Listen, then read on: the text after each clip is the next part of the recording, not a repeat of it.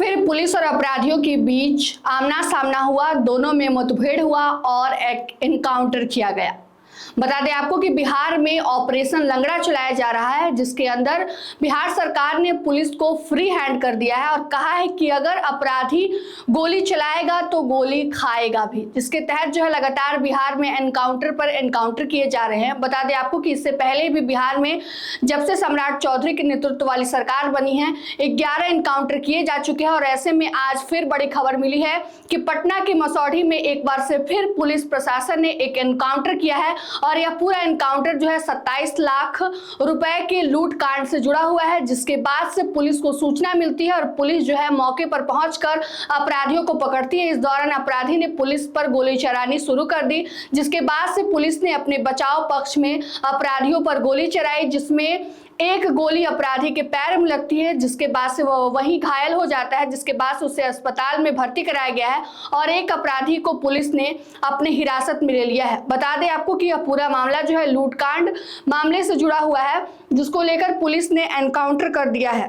Half encounter Masaurhi थाना क्षेत्र के चरमा गांव में हुआ है। अजय पासवान के बारे में बताया जा रहा है, वो कैश लूट मामले में शामिल था, जिसको गोली लगी है, जिसका एनकाउंटर किया गया है। अजय पासवान मूल रूप से मनेर का रहने वाला बताया जा रहा है। मीडिया रिपोर्ट के मुताबिक इस लूट कांड में शामिल अपराधियों को पकड़ने के लिए छापेमारी कर रही थी। इसी दिन पुलिस की टीम पर फायरिंग की गई। जवाबी फायरिंग में पुलिस ने गोली अजय पासवान के पैर में लग गई। मुठभेड़ में अपराधी अजय पासवान जख्मी हो गया। पुलिस ने अजय पासवान के दूसरे साथी श्रवण को गिरफ्तार कर लिया है।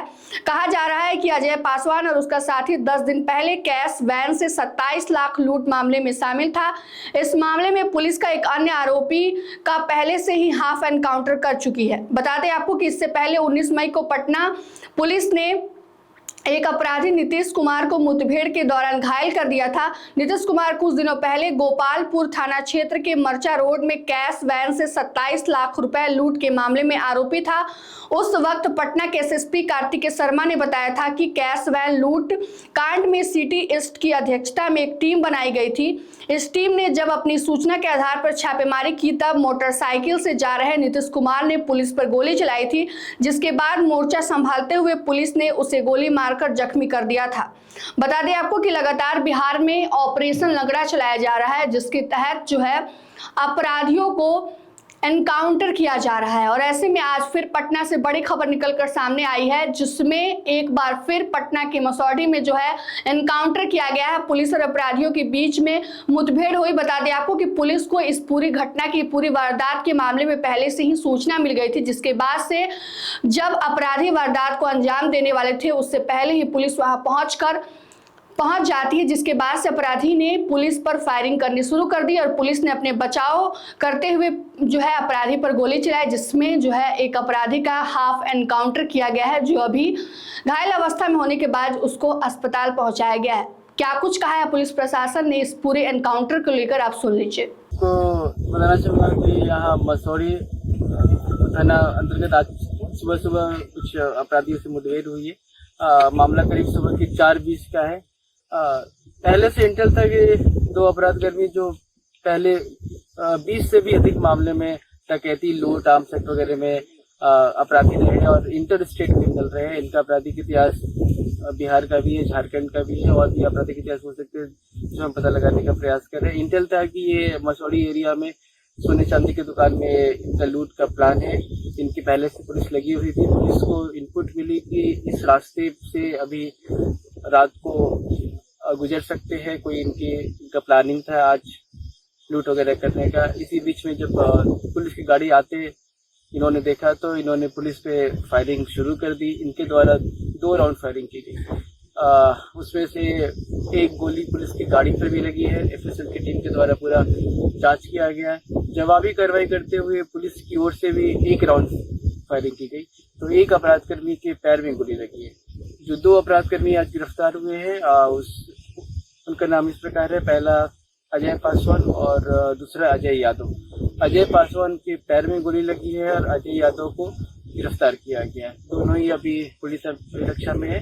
गोली लगने के बाद अजय पासवान का इलाज कराया जा रहा है। अभी हाल फिलहाल में एक घटना भी हुई थी गोपालपुर थाना अंतर्गत, जहाँ पे एक CMS कंपनी का कैश वैन लूट लिया गया था उस घटना का उद्भेदन भी 36 घंटे के अंदर कर लिया गया था और करीब 4-5 अपराधकर्मी उसमें गिरफ्तार हुए थे। उस मामले में भी यह अपराधकर्मी मुख्य रूप से इन्वॉल्व था और इसकी गिरफ्तारी के लिए लगातार छापेमारी चल रही थी। मुख्यतः किन किन मामलों में ये वांछित? कि मेरे पास पूरा लिस्ट है जिसमें अजय यादव के अगेंस्ट करीब 20 से ज़्यादा मामले हैं। ज़्यादातर मामले ये डकैती, लूट, आर्म्स एक्ट वगैरह के हैं और अजय पासवान के भी 8-9 मामले हैं। मैक्सिमम ये डकैती, लूट, बैंक लूट, सोने चांदी के जो आपके दुकान होते हैं वहाँ से लूट, डकैती वगैरह के मामले हैं। सभी के सभी गंभीर प्रकृति के मामले हैं और जैसे कि आपने देखा कि इन्होंने आज पुलिस पे भी हमला किया है, तो ये निश्चित रूप से काफ़ी ख्यात और गंभीर टाइप के अपराधी है।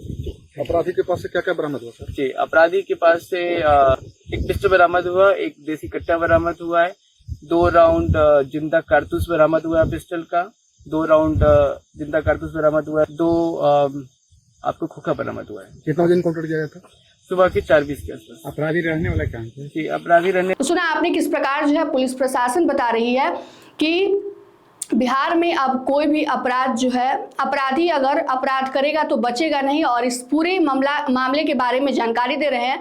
बता दें आपको कि बिहार में के सम्राट चौधरी जो मुख्यमंत्री, उन्होंने साफ तरीके से कर दिया है, साफ तौर पर यह कह दिया है कि बिहार में अब अपराधों को जड़ से उखाड़ फेंका जाएगा। इसके लिए पुलिस को फ्री हैंड कर दिया गया है, यानी कि 48 घंटे के अंदर अंदर जो है पूरी अपराध के जो बारे में है, यानी अपराधी को पकड़ा जाएगा और बिहार से अपराध को जड़ से उखाड़ कर फेंका जाएगा।